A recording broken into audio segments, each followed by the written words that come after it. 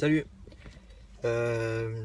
Du coup, je fais une petite vidéo. Bon, je vais quand même lire là parce que il y a une partie qui est assez importante, mais je pourrais pas la re-expliquer, donc je vais la lire tout bêtement.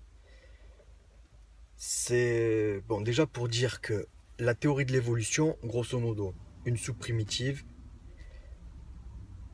des protéines qui seraient arrivées, on ne sait trop comment, avec des enzymes, des acides aminés dans cette soupe primitive, ça se serait assemblé avec des milliers d'années, tout un tas de machines, pour en fait en arriver à une cellule vivante, quoi. Et de là, tac, tac, tac, la vie, l'évolution, etc., etc. Bon, j'ai vraiment schématisé, mais grosso modo. Donc là, je vais vous lire un texte qui parle des êtres vivants. Mais on va parler de la vie la plus simple qu'il peut y avoir, hein. Alors en général, les êtres vivants contiennent plusieurs milliers de protéines différentes. Chaque protéine est formée d'une à plusieurs centaines d'acides aminés attachés les uns aux autres pour former de longues chaînes.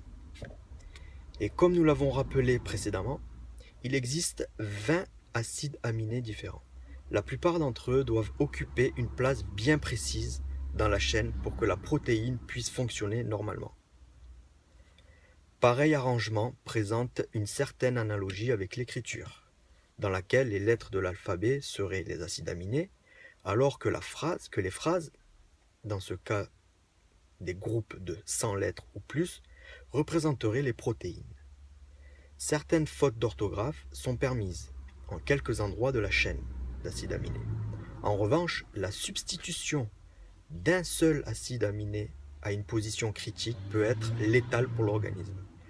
Des maladies telles que la thalassémie, l'anémie falciforme et certains types de cancers résultent de la substitution d'un seul acide aminé. Donc un petit détail, hein. Supposons qu'une protéine spécifique soit requise. Quelle chance existe-t-il d'associer les acides aminés dans l'ordre voulu?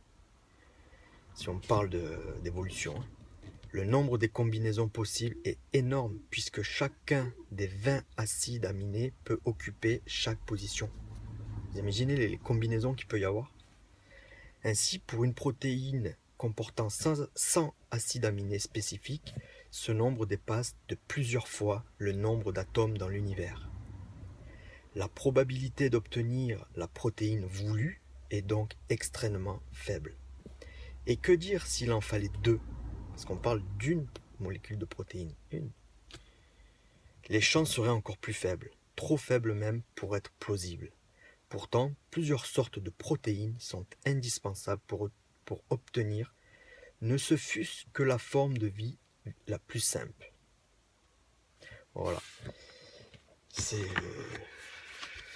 repasser la vidéo pour bien écouter, mais quand on réfléchit à ce problème-là, surtout que les personnes qui réfléchissent à ces problèmes et qui voient que ça colle pas, c'est des gens qui ont les mêmes doctorats que les autres. Ils sont égaux. Il y a deux versions. C'est pas des gens plus bêtes ou plus. Ils ont les mêmes doctorats. C'est des mêmes cerveaux. C'est les mêmes cerveaux. Donc on peut, je pense, honnêtement, les écouter et essayer de réfléchir parce que nous aussi on a un cerveau.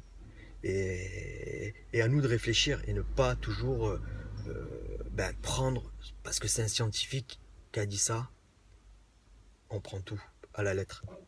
Certes, ils sont plus intelligents que nous, mais on a un cerveau pour réfléchir. Donc du reste, je ferai une autre vidéo pour vous parler un peu de la fraude au niveau de la science, quoi. Il y a eu une émission sur la tête au carré sur France Inter que je vais reprendre et reprendre un peu les chiffres. C'est impressionnant, c'est scandaleux, quoi, au niveau de la fraude. Voilà, merci. N'oubliez pas, si ces vidéos vous intéressent, de vous abonner. Ça encourage et ça fait plaisir. Merci, bye bye.